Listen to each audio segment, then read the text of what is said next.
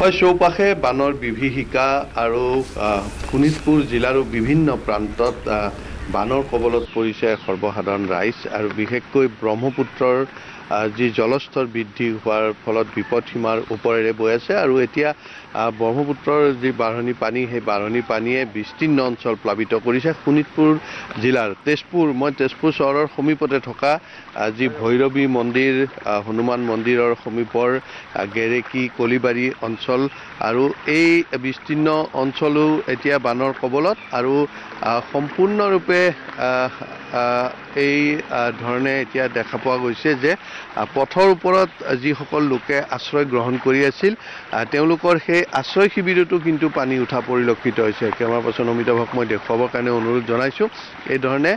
আশ্ৰয় শিবিৰসমূহ আছে এই আশ্ৰয় শিবিৰসমূহ তেওঁলোকে নিজে ইয়াত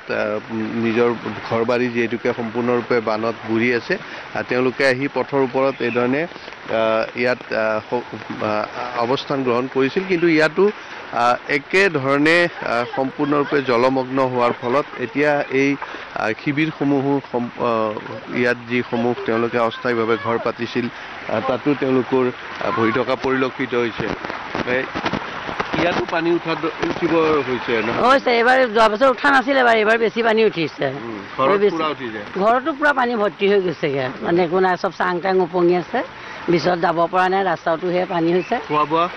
এতিয়ালৈকে একো বৰ্তমান কৰাই নাই কৰিবলৈ জেগাই সুবিধাই হোৱা নাই আমাৰ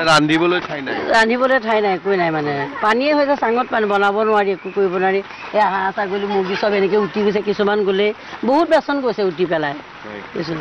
আৰু এই ধৰণে এতিয়া যিসকল লোক পথৰ ওপৰত আশ্ৰয় গ্ৰহণ কৰি আছিল তেওঁলোকে আনকি ৰন্ধা বঢ়াও কৰিব পৰা নাই কাৰণ তাতো পানী উঠিছে চাং পাতি আছিল আৰু এতিয়া কোনো ওখ স্থানৰ অভাৱ ওখ স্থানত আশ্ৰয় গ্ৰহণ কৰিছিল যদিও তাতো একে পৰিস্থিতি মই এবাৰ সামগ্ৰিকভাৱে দৃশ্যাৱলী দেখুৱাইছোঁ কেমেৰা পাৰ্চন অমিতাভক দেখুৱাবৰ কাৰণে অনুৰোধ জনাইছোঁ ইয়াত যি কলিবাৰী আৰু তলগেৰেকী অঞ্চলৰ এই যি বৃহত্তৰ অঞ্চল এই বৃহত্তৰ অঞ্চল সম্পূৰ্ণৰূপে বানত বুৰ যোৱা পৰিলক্ষিত হৈছে এই ধৰণে ঘৰ বাৰী বুৰ গৈছে আৰু ইয়াত আশ্ৰয় শিবিৰ হিচাপে তেওঁলোকে পথৰ ওপৰত যদিও ঘৰ সাজি কিছু পৰিমাণে আশ্ৰয় গ্ৰহণ কৰি আছিল আপোনাৰ ঘৰত পুৰা পানী গোটেইখিনি পানীয়ে উপায় নাই আৰু এইটো আৰু প্ৰকৃতিৰ নিয়মে যেতিয়া আৰু আহে যেতিয়া বানৰ আৰু মই দেখুৱাইছোঁ প্ৰায় মুধচ চুবলৈ হৈছেগৈ আৰু এই ঘৰসমূহ দেখা পোৱা গৈছে এই ধৰণে বাসগৃহসমূহত সম্পূৰ্ণৰূপে পানীত বুৰ গৈছে ইয়াত যিমানকেইটা ঘৰ আছে সকলোবোৰ ঘৰ বাৰী সকলো পানীত বুৰ গৈছে খেতি পথাৰৰ কথা ক'বই নালাগে যে কৃষিভূমি জলমগ্ন হোৱা পৰিলক্ষিত হৈছে অকল তেজপুৰ নগৰৰ সমীপৰ অঞ্চলসমূহ ক'ত যাব এতিয়া মন্দিৰতে গৈ আছো আৰু চৰকাৰে কি কৰে আৰু ভগৱানে ঘৰতো গোটেই পানী এক কঁকাল পৰা পানী হৈ গৈছে কি ক'ম আৰু মন্দিৰত আছো এতিয়া আৰু এই ধৰণে দেখা পোৱা গৈছে যে কিছু লোকে মন্দিৰত যি ইয়াত হনুমান মন্দিৰ আছে এই হনুমান মন্দিৰত তেওঁলোকে আশ্ৰয় লৈছে ঘৰৰ লাম লাকুতো যি সামগ্ৰীসমূহ আছে এই ধৰণে